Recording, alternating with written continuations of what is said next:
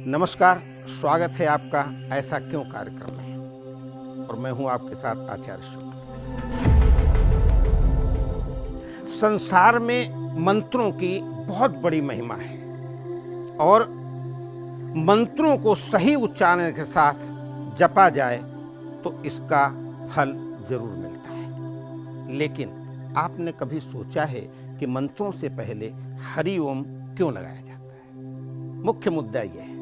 और ओम की उत्पत्ति कैसे हुई है, आज के एपिसोड में हम आपको इसी गूढ़ रहस्य के बारे में विस्तार से बताएंगे।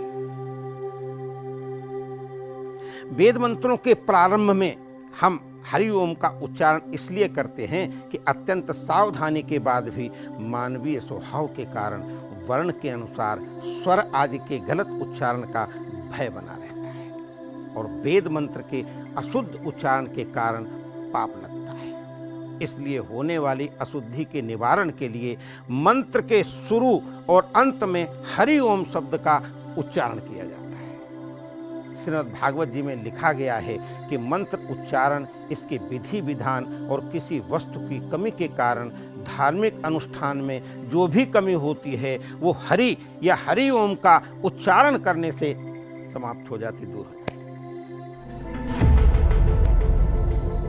आइए आपको ओम के महत्व के बारे में बताते हैं। धार्मिक और आध्यात्मिक रूप से ओम का बड़ा ही महत्व है।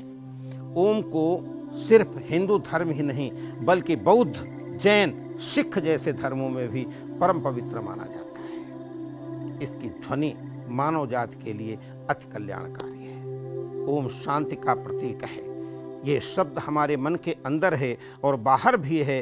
कहा जाता है कि अधिकतर मंत्रों की उत्पत्ति भी ओम से ही हुई है। इसमें पूरे ब्रह्मांड का सार निहित है। जब हम ध्यान लगाते हैं तो मन के अंदर एक ध्वनि सुनाई देती है, वो ध्वनि ओम की होती है। हम श्वास लेते हैं तब भी ओम की ध्वनि निकलती है। इसका सीधा संबंध परमेश्वर से है। ओम ही ब्रह्म है और ओम ऐसी ध्वनि है जिसका कभी क्षरण नहीं हो सकता। आपको बता दें कि ओम 3 अक्षरों से मिलकर बना है, आ, उ और मा। ओम के महात्म्य के बारे में श्रीमद् भगवद गीता में कहा गया है, जो व्यक्ति ओम का उच्चारण करते हुए अपने शरीर का त्याग करता है वो परम गति को प्राप्त होता है। ओम से जीते जी तो उद्धार होता ही है, अंत समय में भी मोक्ष की प्राप्ति कराने वाला है। ओम की उत्पत्ति के बारे में ऐसी मान्यता है कि ओम भगवान शिव के मुखार बिंद से उत्पन्न हुई है। हालांकि ऋग्वेद और यजुर्वेद से लेकर के कई उपनिषदों में ओम का जिक्र मिलता है। मंडूक उपनिषद में कहा गया है कि संसार में भूत, भविष्य और वर्तमान काल में एवं इससे भी परे जो हमेशा हर जगह मौजूद है वो ओम ही है। यानी ओम इस ब्रह्मांड में हमेशा से था, है और रहेगा। इसका कभी क्षरण नहीं हो सकता। ये एक नियमित ध्वनि है। इस ब्रह्मांड में जब किसी तरह का शोर नहीं होगा तब सिर्फ एक ध्वनि सुनाई देगी, वो है ओम। अगर अन्य धर्मों की बात करें तो जैन धर्म में अरिहंत, सिद्ध, आचार्य, उपाध्याय और मुनियों को पंच परमेष्ठी माना गया है।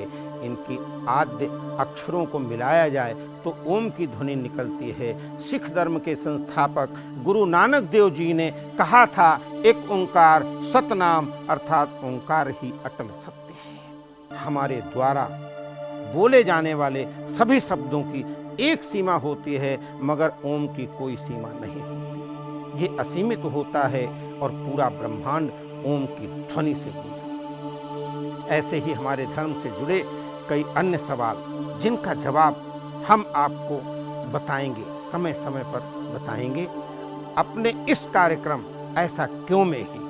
अभी के लिए मुझे दीजिए इजाजत। धन्यवाद, नमस्कार।